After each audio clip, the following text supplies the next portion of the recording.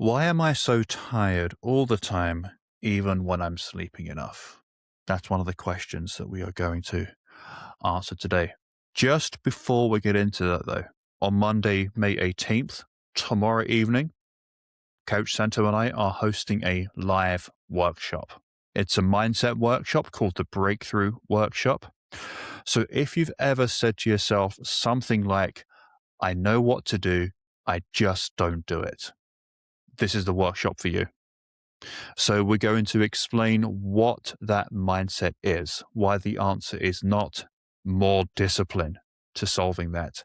And we're going to break down exactly what to do so that you can get out of the mindset and finally start getting results.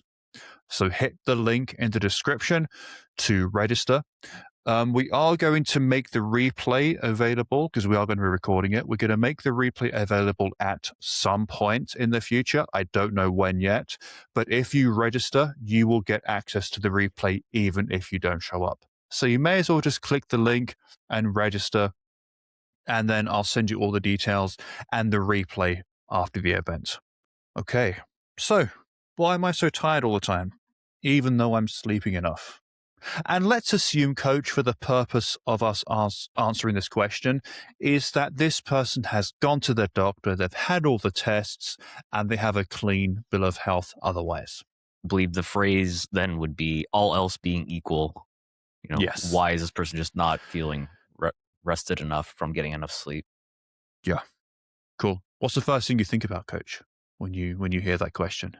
Well, I think it's a misunderstanding that sleep happens in hours when really sleep happens in cycles, right? And the most important thing to understand when it comes to sleep is that because you get 8 hours of sleep or 9 hours of sleep, that doesn't necessarily translate to you getting restful sleep. So when I say sleep happens in cycles, there are different stages that our body goes through whenever we're sleeping.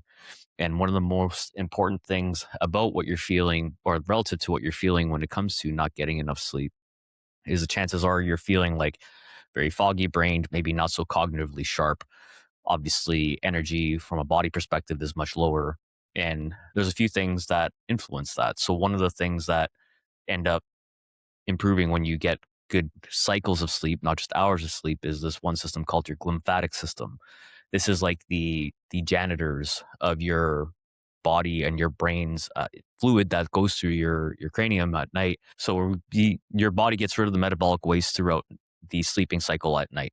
Now, when that metabolic waste gets removed from your spinal fluid or like the metabolic waste gets removed from your body in general happens later in your sleep cycles.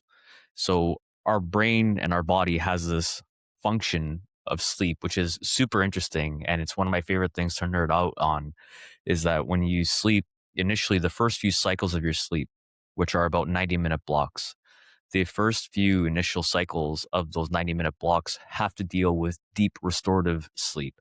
Now that deep restorative sleep translates to better physical restoration. This is going to be more to deal with like your muscle in terms of your body rebuilding any sort of damage that it's accrued or any fatigue that your muscles have accumulated over the day. Now, this is important because if in the following day you need to run away from a particular threat, then physically you're able to because you're recovered. Now, once your body has had that physical restoration early in the night, then it starts to translate or shift your sleep to more REM sleep, rapid eye movement sleep. So this is another sleep cycle or another sleep stage rather. In that sleep stage of REM sleep, you now start to have more emotional processing and you start to get more of that metabolic waste removed from your brain and all of the things that I'd mentioned earlier. So if you're having short periods of sleep, you'll get that physical restoration of sleep, hopefully, unless it's influenced by previous things that you've done before bed that maybe don't allow for that restoration to happen. That was my next question, Coach. What could people be doing before they fall asleep, before they go to bed, that could be negatively impacting this? Yeah, so there's a lot of things that can be negatively impacting this. This can include substances. So if you have alcohol before bed, if you're having caffeine before bed, any sort of stimulant, if you're having too much water, even because you end up getting up in the middle of the night to use a washroom. This could also be alcohol, anything really that's going to end up translating your body not being able to get into a deep restful state. So I think we've mentioned this before on the podcast, this idea of landing the plane. Are you putting the seat tray up, removing your phone? Are you getting rid of all your waste? So, trying to dim the lights and make things more calm for the evening. Are you fastening your seatbelt? Are you making sure that your room is cool and putting on your sleep mask? All these things that translate to a smooth landing into sleep rather than a crash landing into bed. Sleeping isn't just having your eyes closed and not being conscious. It's also making sure that you're setting yourself up for a good sleep. The same way you would warm up before a workout, you kind of have to get into a place where you're ready for that sleep state as well. Yeah, you're going to have a wind down routine of some kind, Hmm. right? And it's funny that you talk about the wind down routine. I went to bed early last night. Like I went to bed at I think 8:40. I was in bed Mm. last night. It was like really early for me. And you know what? One of the things that I found really helped me de-stress after work, get into a nice relaxed state is when I finished work. I think I finished work at like 5:20 p.m. yesterday. I went upstairs, I took off my Apple Watch and I put it on the charger. I took my phone out of my pocket, I put it in the charger. And then I didn't touch my phone until 8 o'clock. So I went a few hours being completely disconnected from tech, from social media, from everything, focused just on my family, being in the present moment. We went for a family walk. I just threw my watch back on, just in case of I had to make an emergency call or something. My watch can do that. But otherwise, I was tech free for most of the 3 hours leading up to bed, and I only picked it up again just to put something relaxing on to listen to while I was washing the dishes and then brushing my teeth. And emphasis on the word relaxing. I was not doom scrolling. I was not on social media. I was listening to some nice relaxing music. I was watching like some videos on YouTube that I was only kind of half paying attention to. And I fell asleep quick last night. Real Nice. quick.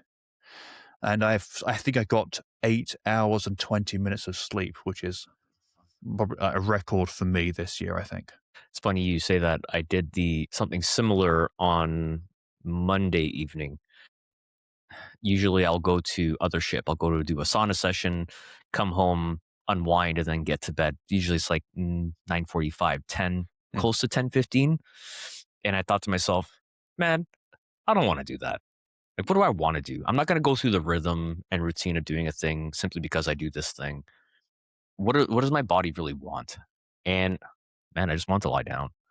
So, like yourself, plugged in my phone the other side of the room, laid on my couch with my TV off, and just started counting the popcorn in the ceiling, man.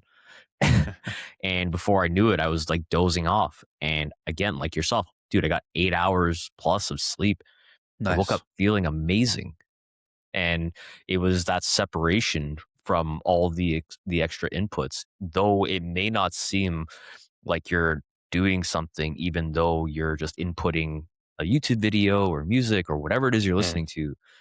That is still stimulus that your brain has to process. That Mm. requires energy, and that is going to create more of that metabolic waste that needs to be cleared out while you're sleeping as well. And that is why using your phone in bed is the best way of increasing your chance of having a shit night of sleep.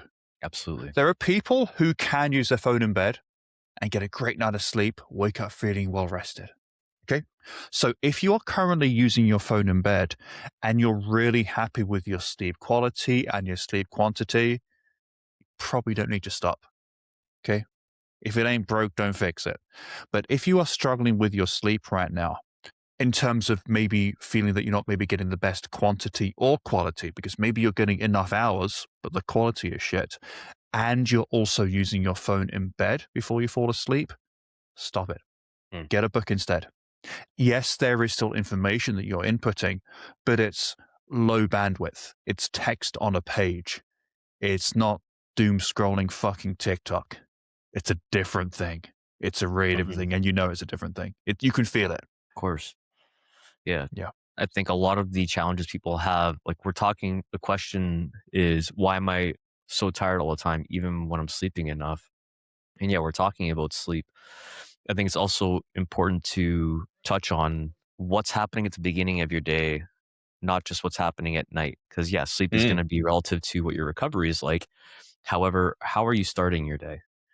Because we've just gone for, say this person's getting terrible sleep and it's like 6 hours. Cool. That's still 6 hours without any sort of hydration. That's still 6 hours without any sort of food. That's still 6 hours with not moving, right? So you're going to wake up probably feeling stiff because you're dehydrated. Your blood volume is a mm, lot lower, meaning it's going to be harder for your heart to pump blood around your body. If you're just going to pour jet fuel on that, aka caffeine and coffee, to start your day, I've got news for you. You might want to improve your hydration to start the day, because that's going to also facilitate better lubrication when it comes to your joints, your fascia, your your heart being able to beat easier because your body's not so stiff. There's going to be a lot of benefit to starting your day with hydration and movement, even if it's subtle. It doesn't have to. And we're not saying go for a workout. Well, I'm not saying at least go for a workout, but prioritizing some movement throughout the day versus letting your day start in a series of chairs is going to go a lot further mm. than just starting your day going from laying down to sitting up into another chair and just drinking coffee to get things moving. Absolutely, yeah. I mean, this person said they're getting enough sleep, but what you said still stands. It all still applies. So when Mm, I'm brewing my coffee in the morning, while I'm waiting for that to happen, I go and grab a 16-ounce glass of water, and I'll drink mm, that while I'm waiting for the coffee to brew.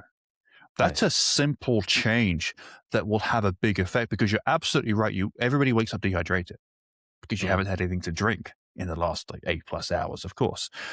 And so that for me, I feel the difference making the commitment to drinking that glass of water versus just having my coffee. And yeah, yeah. maybe I'll drink about 16 ounce worth of coffee, but not in about a minute. It's going to take me the next couple of hours to drink 16 ounces of coffee. So I Oof. have to wait 2 hours to consume 16 ounces of fluid versus just getting a 16-ounce glass of water and just drinking it within like a minute while my coffee's brewing.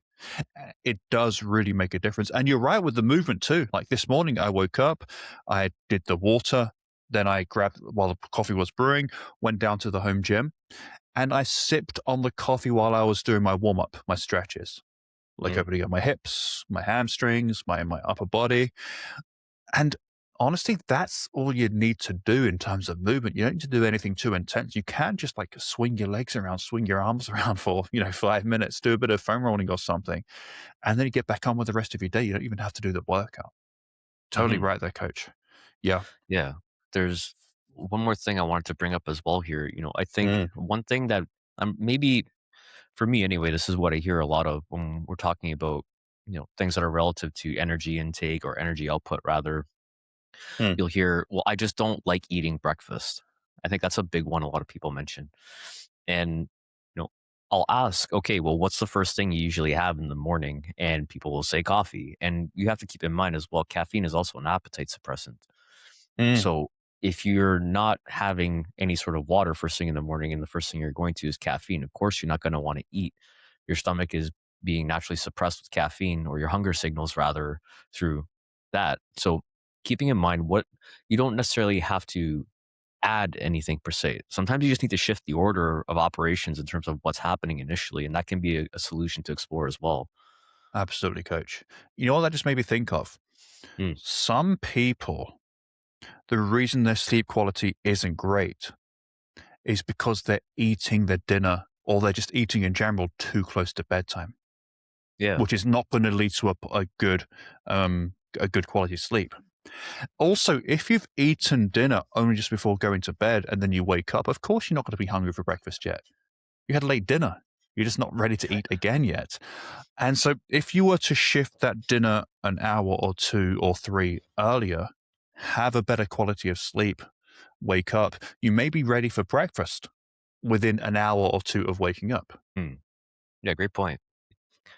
When you had mentioned that, I had a thought come to mind of my friends of mine who were giving me a hard time last week because I had gone on a date and I had gone to dinner like relatively early. And they're like, "Wow, early bird special. How old are you, man? 5:30 dinner?" I'm like, "Yeah, but you don't get it. Like, my as much as yeah, that part of my life is important.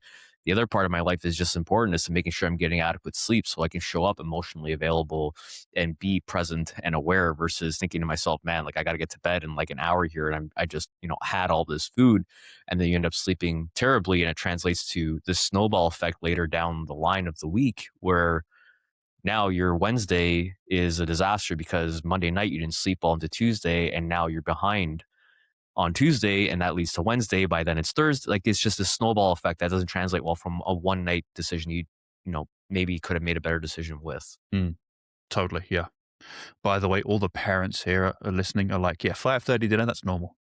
Yeah. Yeah, that's dinner Right. time. I've got 2 young kids. I've got an almost 5-year-old and a almost 18-month-old. It's like dinner time is between 5 and 5:30 every single night. I'll Yeah. report back The to my I buddies. Yeah. Yeah. Yeah, it's crazy to think, pre-COVID when I was working in the gym with you, like getting home at like 8, 9 PM, then making dinner. Like that's a crazy time to have dinner for me at this time. It's like, dude, Bro. I'm like half asleep at that time. Yeah. Yeah. There are 3 other things that have nothing to do with sleep that could also be potential reasons why this person is so tired. So let me Mhm. just like throw them at you, then we can break them down one by one. Let's do it. So there is under eating, like not eating Mhm. enough food. That's one thing. Another thing, you're working out too frequently or your workouts are too intense. That's Or another too thing. late. Or too late. Yeah, absolutely. Yeah. And then number 3, you're not working out or moving enough. So those are the 3 other reasons I can think of. Are there any more that could be, as common as those? Because there can be other stuff happening, right? Like stress in someone's life, for example. But are there any others that you think are, yeah, these are some pretty common reasons why somebody might be really tired? Yeah. I would think not having enough dedicated downtime is severely underrated, man.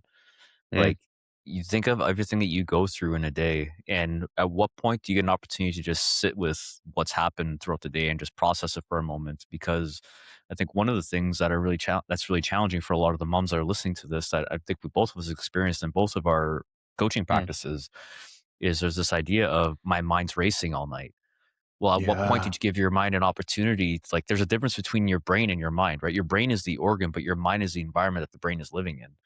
And if there's no opportunity for that mind to have processed and, you know, get rid of all the thoughts that it's had, whether that's a brain dump or journaling or some sort of meditation, you're holding on to that until there's a moment of stillness. And when does that moment of stillness really come? Right before bed. So if you haven't had an opportunity to process that, your brain says, hey man, remember that thing that happened today? Let's think about it. Mm, And that ends up translating into, a pretty hard crash landing, to reference back to what I mentioned earlier about landing the plane before bed. totally. Honestly, one of the worst things that you can do after a busy, stressful day, even if you don't have kids, it's to sit on the couch and doom scroll. Mm. Right? That is not de-stressing. It's like distraction at best. You're distracting yourself from all of the troubles that you had. But what makes it even worse is it's dopamine. It's anxiety, then it's back to dopamine, then it's back to anxiety. So we add that onto a stressful day. And like you're going onto the news websites, you're looking at all the terrible things that have been happening. So that's spiking anxiety, spiking stress even more.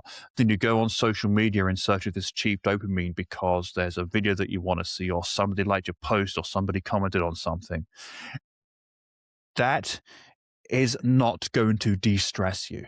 Mm. It's distraction, but it's not going to de-stress you.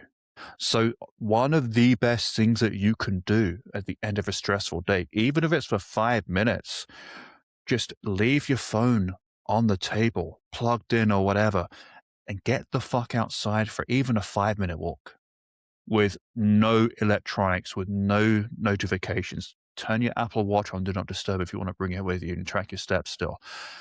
But you need to disconnect. And I'm talking to myself as much as I'm talking to the people listening to this, because this is a problem that I have had, like forever, like since becoming self-employed entrepreneur. Because with our phones, like we can literally be working like from when we wake up to when we go to bed.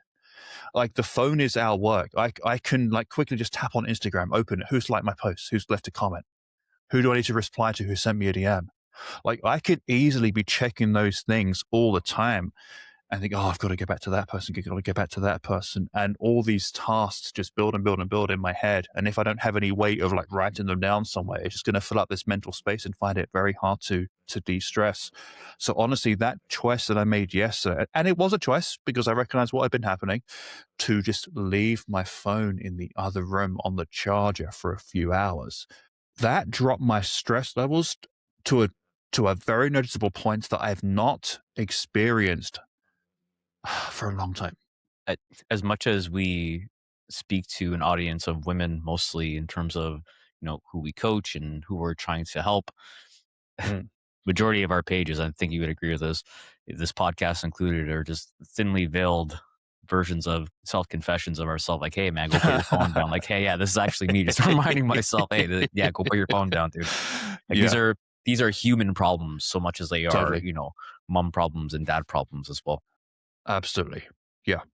And there was an interesting video that I watched on YouTube recently because I've tried, if I am going to consume stuff, I try to make it longer form because it's Mm. just like it's not so much, it doesn't feel like doom scrolling as much. Somebody had made, and I think the title was, um, "Why does it feel like everybody's changed in the last 5 years?" And it's so true. The last 5 years, since all the lockdowns that have been happening since 2020, 2021, we're just like glued to our phones so much more. And I think being in lockdown and have like not having, not much else to do, we just became even more addicted to those phones than we already were. Yeah, And the well, things that we are addicted to, those are not the things that are going to make us feel happy. It's the news websites, it's social media, it's seeing people's um, perfectly curated versions of their lives. It's all of the instant news, all the bad shit that happens. We get fed immediately. I just don't think humans are meant to process this much information per day. I think it's just too much for us, which is why yeah. disconnecting feels like such like a relief, doesn't it? Right? Well, you're always connecting to something. And whether you're Mm, connecting to social media or you put down your phone or get rid of your laptop, then it allows you to connect to yourself. So, the same way I've mentioned in the past, every yes reveals another no somewhere else, or vice versa.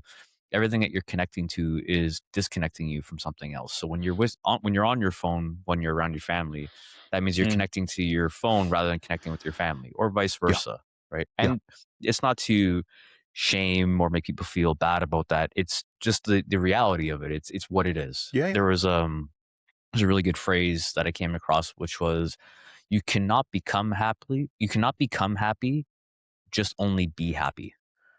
And that happens in a present time because the yeah. inverse of happy is either sad, angry, all these other emotions. And those are usually by circumstance of fear of the unknown of the future or rehashing the past and living in either or of those rather than being in the present and recognizing, hey, actually, if I have the time and space to think of either future or past, that means that right now there's a moment of stillness and clarity where I can reflect. And in that moment, I can also choose to be present with what's in front of me as well. Not to get too philosophical, but you know what I'm Yeah, referring to. absolutely, yeah. It makes Yeah. me think of, you've seen The Matrix, the movie The Matrix? Yeah, of course. Yeah. So you know how the whole premise in there is, so it's obviously set in the future and humans have been like plugged in to provide power for the AI overlord robots, whatever it is. It's been a while since I've seen it. But I remember the bad guy explaining the plot. He said, "We chose um, like the late 20th century because it turned out that that was the peak of human civilization. And the deeper we get into technology and the more information we're fed, the more I'm thinking, you know what? That bad guy in the Matrix had it right. We were at the peak in the late 90s in terms of our Hmm. connection. Now, there was lots of shit stuff in the 90s, of course, like diet culture is one of the first things that comes to mind. But in terms of everybody's general anxiety and stress, like even with all the shit that was happening in the 90s, because no time period is going to be perfect, of course. I'm like, yeah, that was a pretty good time. Although maybe it's just because I was, a teenager in the 90s and, like rose tinted spectacles when you look back at the past, etc. But in terms of like being addicted to tech and devices, like it was a much better time then. Yeah, you never realize when you're living through a golden age, right? It's always, man, those Yeah. were the days. But right now, this Yeah. in 10 years, we're gonna think, man, do you remember when AI first came out? How great was that time? Right. And right now we're saying, hey, this is like such a bad time, these world events, etc. Like, yeah, but those things are always happening. I think it's this Mm. glass half full or half empty situation looking at, okay, well, Yeah. what does it translate to? And to also, we still have to answer what we were talking about when it comes to workout length and frequency and intensity, by the way, because we totally went off on a Yeah. tangent there. I haven't forgotten. I wrote it down here. Totally. You know what? Let's get back to that. I think that's a good idea. Yeah, So yeah, let's do it. let's talk. Okay, so let's talk about the very simple one that I mentioned first, like not eating enough.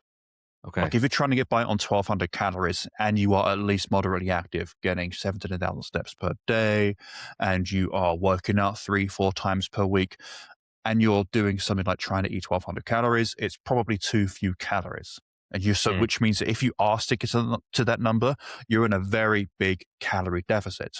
And when you're mm, in a very big calorie deficit, your body will spontaneously move less. You of will course. want to move less. You'll feel tired because you're just not fueling your body enough. Mm, And so the solution there is just to eat more.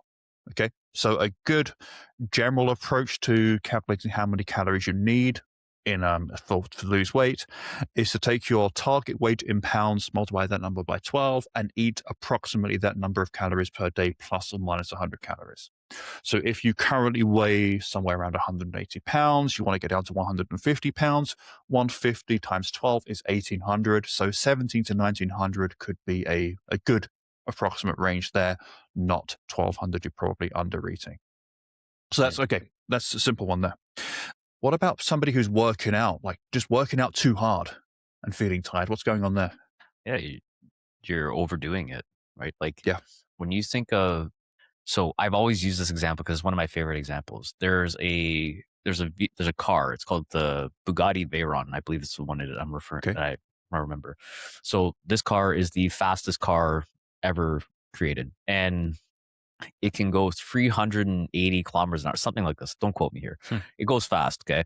So at top speed, this car's gas tank will only last, I think it's 10 minutes or 12 minutes, and the brakes only last 14. So essentially, it's a safety mechanism. So if you're going at that Right. speed, you're going to need at least 2 minutes to slow down, right? So if you want to be able to do more, you're going to have to do less. Why am I talking about all this? Because if you want to be able to work out more, then you're going to have to improve your recovery. So doing more workouts for the sake of trying to see accelerated results doesn't necessarily translate to accelerated results because your body hasn't had an opportunity to recover properly. Now, we always talk about progressive overload, pushing harder in your workouts. Yes. However, if you've not given yourself the appropriate amount of time to recover from said workout, then when you go into the next workout, you're under recovered. The likelihood that you're able to push and meet the intensity you need required to get the stimulus that you want from that workout is going to be compromised, and you won't be able to lift as heavy as you want to. Then you end up in this middle ground of kind of doing this lukewarm, kind of hard, kind of not workout. You end up sweating, which is great, but that doesn't translate to the results you're looking for. So you don't really build muscle that's going to be burning fat while you're at rest. So if you properly program your workouts and intensities, you'll build enough muscle that when you are resting appropriately, you'll burn more calories at rest that ends up translating to seeing fat loss long term. So you don't have to try as Absolutely. hard. Yeah. Yeah. If you're always pushing to absolute failure where you can't do a single additional rep, like that's a huge stress on the body. It's going to take a while Yeah. to recover. If you're focused on hit workouts, yeah, there's stressful on the body. That high intense exercise, it's a stress. It takes a while to recover. So you're always in this state of recovery, which is a reason why you're tired. Something else that just came to mind as well that also applies to under eating.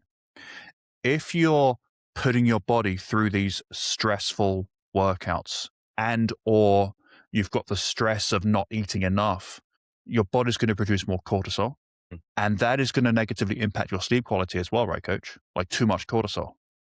Another Yeah. reason why, like maybe you're sleeping enough, but not sleeping well enough. A couple things to what you just mentioned Mm, there.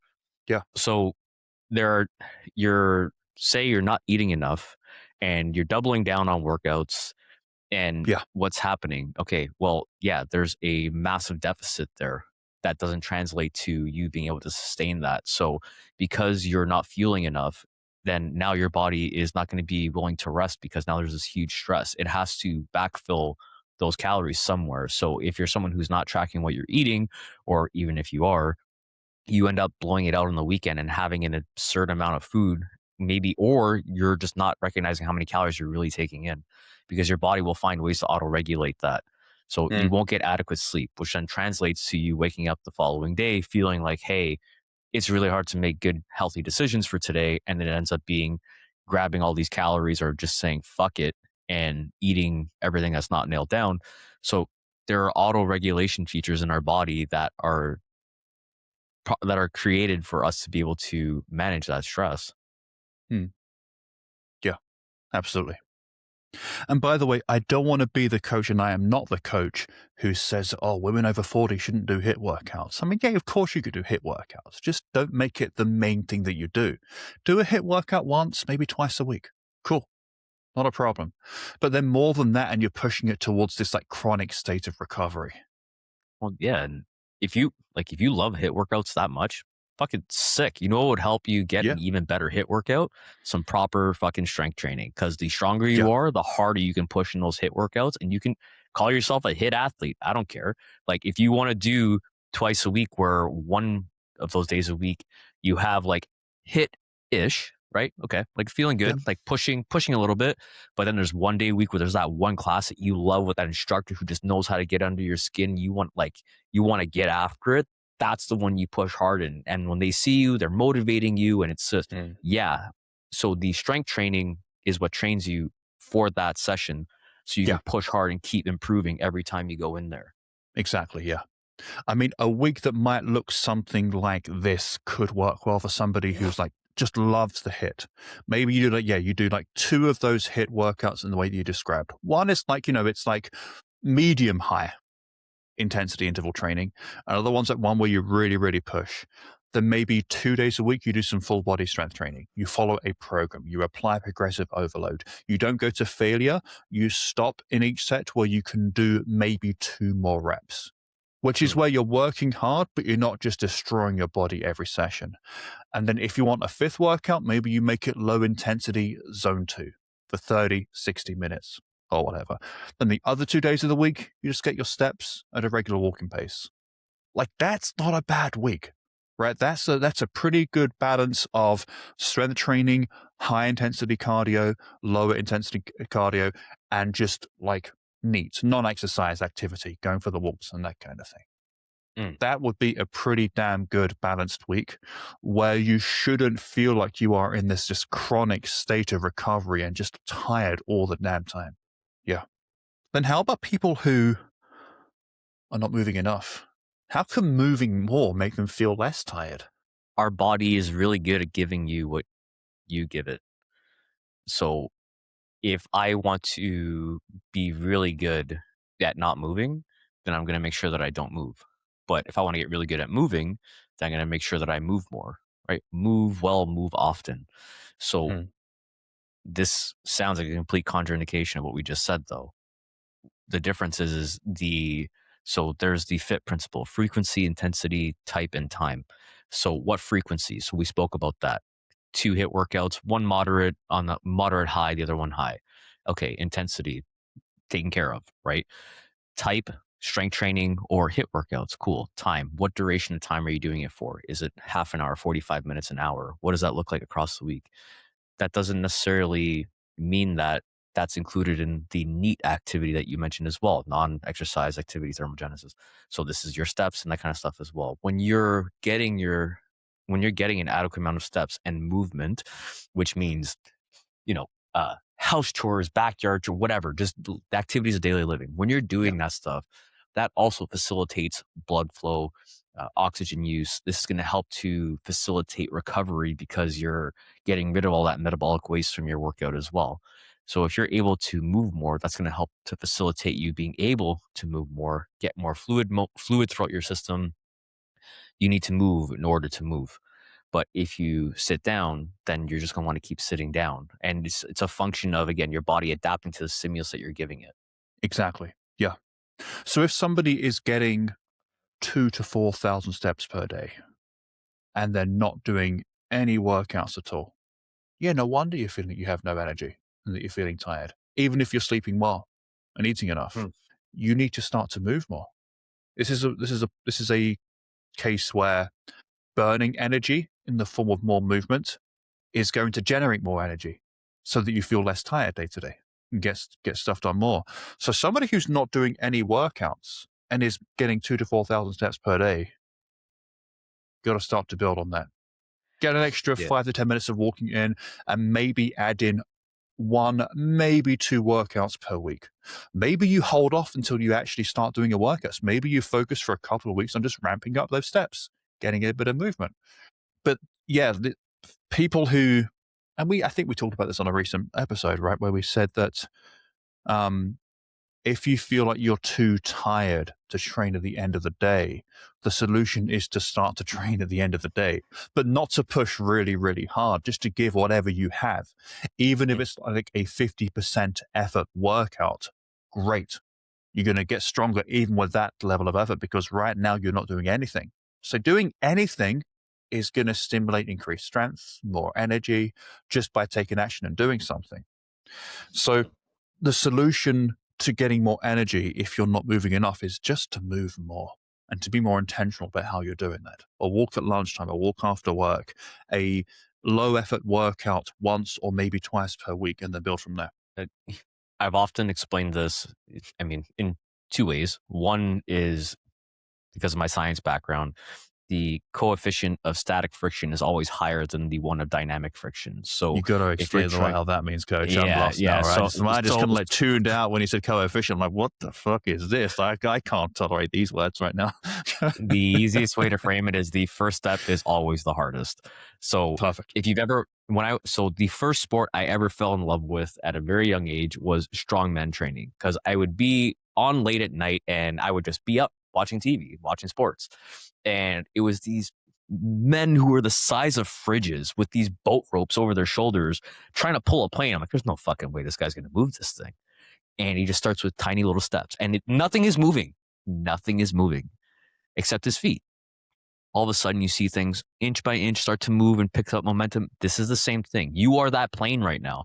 And if you're on the couch, you have to take those small steps to eventually, and by small steps, I literally mean steps because what you had just mentioned, those 2 to 4,000 steps you're taking in a day, we know that anything under 5,000 steps, I think it's 4,600 and something, generally translates to uh, lower mood, right? So we know that steps improves our mental health as well, which then translates to, hey, you know what?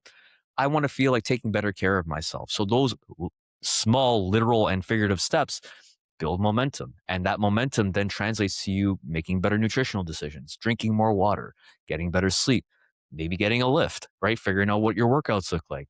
So it's those small proverbial steps and literal physical steps that end up translating into you seeing the momentum that then translates to you getting the results that you want as well. Totally. Yeah. And small steps. That's the key here. Like, Hmm. don't try to do everything all at once. Then you're going to have the exact same problem. You're going to be exhausted from pushing too hard. Of You got to course. find that sweet spot, not be impatient and think, okay, cool. How can I get from 3,000 to 5,000? Or maybe 3 to 4 is step one. And for most people, it's about 1,000 steps per 10 minutes. So think, okay, cool. 10 minutes of walking. And you can break it up. You can do 5 minutes in the morning, 5 minutes after work. You could do 7 minutes at lunchtime and then 3 minutes before you go to bed. It just doesn't matter. And you can do it outside. You can do it inside. You can walk on the spot. It doesn't matter. Okay. There are no rules here, but break it down. Okay. 3 to 4 or 3 to 3.5 is maybe your first step. It doesn't matter. The point is that you're being intentional and you're taking action and you're doing it incrementally. Mm. So maybe you add an additional 5 to 10 minutes of walking per day per week. So week one, you aim for an extra 5 minutes. Week two, an extra 10 minutes. Week three, an extra 15 minutes compared to the very first week, I mean. And you just build on it slowly and slowly from there. And that's how you kind of apply progressive overload to walking, right? So think of it that way, progressive overload, basically. Coach, you're a parent. I don't have that off the top of my head. How long did it Hmm. take for your firstborn to learn how to walk? They start taking steps. It's typically between like 10 and 14 months. That's the typical range. So for both of my kids, they were like around a year. Okay. So call it a year. So Yeah. it took a year for your kids to learn how to walk, right? That's a good amount of time to look at, okay, how do I learn locomotion? So it's the Mm. same thing with this as well in terms of a time frame. It takes time to do these things, to install and implement. And that's from a clean slate, by the way. That's Yeah. not including work stress, kid parenting stress, interpersonal relationship stress, family stress, all these different things that are also involved in this equation. So giving yourself that time frame and managing your expectations around, okay, yes, this is how it is right now, and I want to make this shift and change. But what's a realistic time frame in terms of not only what my metrics are and how they're going to change in a positive way, but what would be realistic for me to expect over a 1 month, 3 month, 6 month, 12-month change? Yeah, like I said earlier, the small steps look like things aren't moving initially. Once momentum is built, then there is a lot more of a compounding effect that happens in terms of the effects that you're going to see in a positive direction for you. It's about being patient in that process and not simply chasing an outcome, but becoming that outcome that you're looking to be. So if you want to be the Mm. person who looks fit, lifts, makes healthy decisions, do those things. Because again, the same way we had mentioned, or I'd mentioned earlier, your body responds to a stimulus. If you're doing all the things that the person you say want to look like does, there's no reason as to why you wouldn't look like said person if you just did those things too. It's just about scaling the approach in a way that meets you where you're at in this moment. 100%. And you do need to take your time because for you to look like that person or to have the look that you want, you need to have the accompanying identity. Otherwise, it won't last. Mm. And you don't change your identity in like, a month or 12 weeks, right? It takes at least 6 months to make a really good amount of like work on changing who you are and what you do. And so you get the ball rolling with the movement, perhaps. You think, okay, an extra 5 minutes of walking per day. And then you start to think, okay, well, the kind of person who does that is maybe also the kind of person who like drinks enough water day to day. And maybe the kind of person who does that is maybe the kind of person who maybe starts to strength train once or twice a week. And the kind of person who does that also goes to bed on time. And the kind of person who goes to bed on time is also somebody who eats lots of protein and produce each day. Mhm. And so you slowly build the identity from there and you start this positive feedback loop of one positive habit and positive change leads to a new one. And that one leads to another one. And they all feed off each other so that consistency with one helps with consistency with all of the rest. And that's how you change your identity. That's how you become the person that you want to be and not just look like the person that you want to be. And that's how you make it actually stick long term. Mhm. Coach Santo, thank you for today. Thank you, everybody, for listening.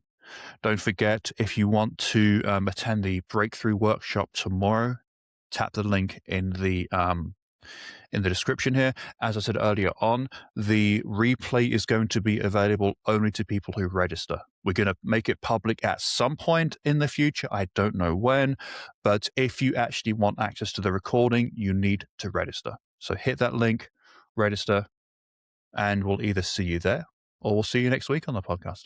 Thanks for listening, everybody.